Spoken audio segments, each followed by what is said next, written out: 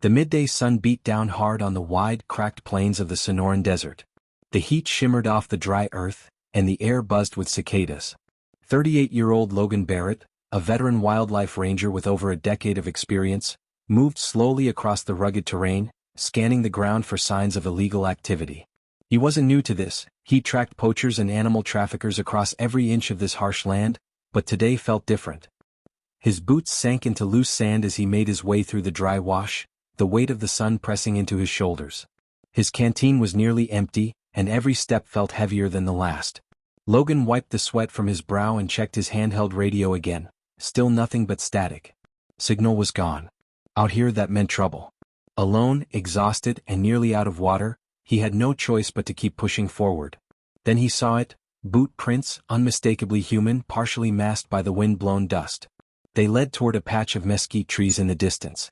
His instincts kicked in. Poachers. The same kind he'd been chasing for weeks.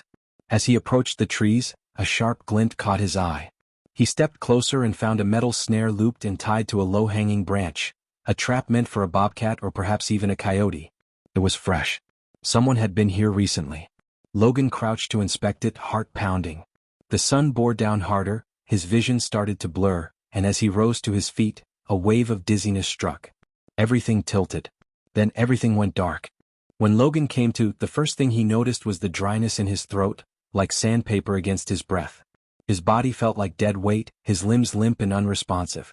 The coarse bark of a mesquite tree dug into his shoulder where he'd collapsed, and the late afternoon sun was now casting long, burning shadows across the desert floor. But then came something else, a sound. Not the wind, not the buzz of insects. A deep, guttural growl. His eyes fluttered open. At first, everything was blurred, shapes, movement, heat haze. Then slowly the scene came into focus. Just a few feet away, a massive mountain lion stood, its golden eyes fixed directly on him. To its side, another lion, slightly smaller, likely a female, stood protectively, her posture low but tense. And behind her, in the shade of a large rock, two young cubs peeked out, barely visible through the scrub. Panic tried to rise in Logan's chest, but his body was too weak to respond. He couldn't move, couldn't run. If they attacked, he wouldn't last a second. His mind screamed at him to reach for the rifle slung across his back, but it might as well have been a mile away. And yet, the attack never came. Instead, the male mountain lion stepped closer. Not aggressively. Just a few slow, deliberate paces. Then it paused, sniffed the air and let out a low huff, not a threat but a signal. The lioness relaxed slightly and sat down, her cubs cautiously moving closer to her side. They weren't circling a meal. They were forming a perimeter. They were guarding him. Logan's breathing remained shallow. His pulse pounded in his ears. But slowly the edge of panic began to soften into something stranger, awe. In all his years tracking wildlife, he'd never seen behavior like this. He was still dangerously exposed, without water or shelter. But somehow these apex predators had decided he was not prey. He was something else. Something worth protecting.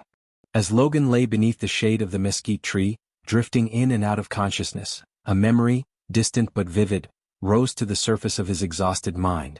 It was from nearly a decade ago, back when he was a rookie ranger fresh out of training, eager and full of ideals. That day had started like any other. Patrol. Tracks heat. But the scream he'd heard cutting across the desert air was anything but ordinary. A high-pitched, anguished cry, not human but hauntingly close. He had followed it and found a lion cub, maybe a few months old, caught in a steel snare, one paw bloodied and twisted. Just feet away stood its mother, a large lioness, her eyes wide with terror and fury. She didn't charge, she watched, her body trembling as if torn between protecting her baby and understanding that this man, this human, might be its only hope. Logan had dropped his rifle and raised both hands, slowly moving toward the cub. Every instinct screamed at him to run, but he stayed. He remembered the feel of the wire cutting into his gloves, the cub whimpering softly, the lioness pacing with each move he made. And then he freed the cub. The moment it limped back to its mother and she nuzzled it close, Logan had felt something, a bond. She looked at him one last time before leading her cub away into the brush, not with aggression but with something far deeper. Now, lying broken and helpless under the same desert sun, Logan blinked at the male mountain lion standing guard over him and felt a sudden surge of emotion flood his chest. Could it be? The same cub?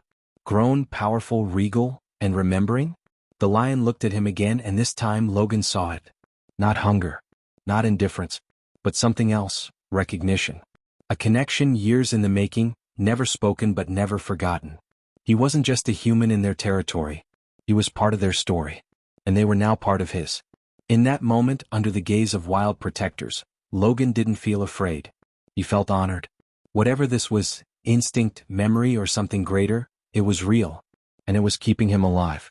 Back at the ranger station, worry was turning into panic. Logan had missed 2 check-ins. His last known coordinates led into one of the most isolated stretches of the Sonoran Desert. With temperatures still soaring and nightfall approaching, every minute counted. Mark Riley, Logan's closest friend and fellow ranger, paced the operations room. His jaw clenched, eyes scanning the satellite map. He knew Logan better than anyone, and he knew that something had gone wrong. "We're going out," he said firmly, grabbing his pack and signaling to the others. Within minutes, a team of 4 rangers, armed, trained, and deeply loyal, set out with a pair of tracking dogs. Mark led the charge. Hours passed. Dust clung to their boots, sweat soaked their shirts. Then one of the dogs let out a sharp bark. Footprints, human. Mark crouched, heart pounding. The prints were dragging slightly, staggered. "Logan," he breathed. "He's close." They pushed forward through a clearing, and that's when they saw it. Mark froze mid-step. The others followed suit.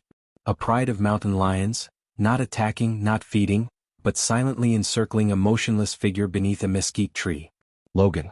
Mark's breath caught. The massive male lion, unmistakable with his dark mane and broad shoulders, stood closest. His amber eyes met Mark's, calm, unreadable. Every ranger gripped their weapon, but Mark slowly raised his hand. "Hold fire."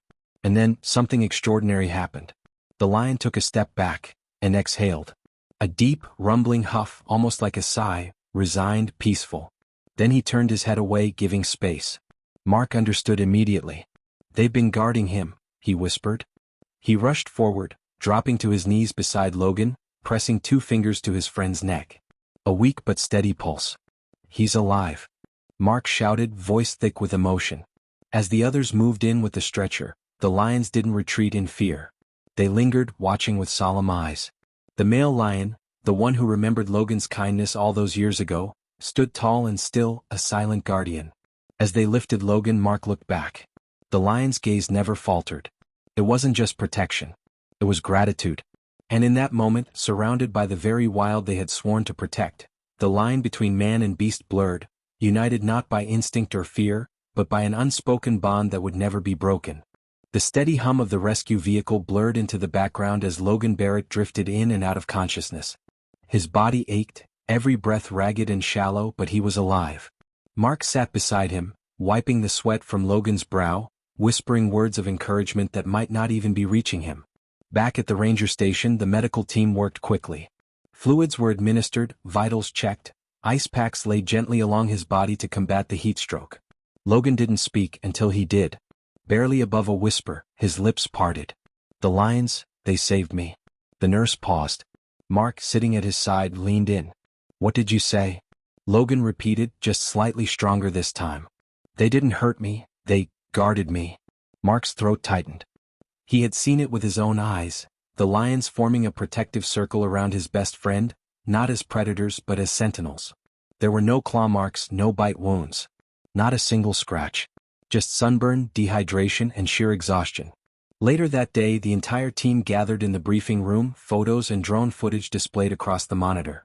One image stood out, the large male lion standing just feet from Logan, gazing directly into the lens, majestic, calm, and unafraid. "This doesn't happen," one of the younger rangers muttered. "It's not normal." But Mark spoke up, his voice firm, full of awe. "Maybe it's not normal. But it's real." And everyone in that room knew it.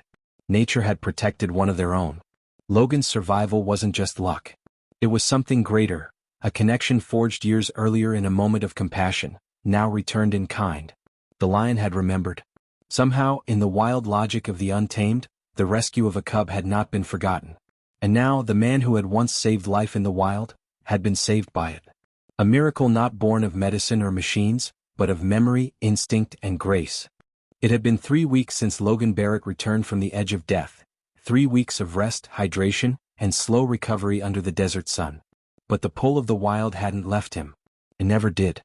So on a cool morning long before the heat took hold, Logan strapped on his boots and returned to the Sonoran backcountry, this time not on duty, not on a mission, but simply to say thank you. The land was the same, vast, dry, and humming with life. But something inside him had shifted. Every step through the brush felt like walking through a memory, each gust of wind whispering what he'd endured. As he crested a rocky ridge, he paused, catching sight of a familiar silhouette in the distance. Perched on a sunlit outcrop was Kono, the massive male lion with the golden mane. He stood tall, regal, his amber eyes locking onto Logan across the expanse. There was no movement, no growl, no sign of aggression, just that look. Calm. Steady. A silent recognition. Logan didn't move either. He didn't need to. In that quiet stare, everything that needed to be said was spoken. Not with words, but through something older than language, a bond that neither species had forgotten. He had come to the wild once as a protector of nature. Now he stood as someone nature had chosen to protect. And in that moment, Logan understood something deeper than he ever had during his years of service. We are not separate from the wild, we are part of it. The love we give to the world around us, especially to the voiceless and the vulnerable, echoes back when we need it most. As the lion turned and vanished into the brush, Logan exhaled a breath he didn't realize he'd been holding. His heart was full. Not of fear but of reverence. In today's world, where many have forgotten the value of wild things and the balance we share, Logan's story reminds us. Compassion creates connections we may never see but can always feel. The smallest act of kindness, saving a cub, planting a tree, choosing empathy, can return to us in ways we never expect. So protect what cannot speak. Respect what was here long before us. Because sometimes, it's nature that saves us, not the other way around.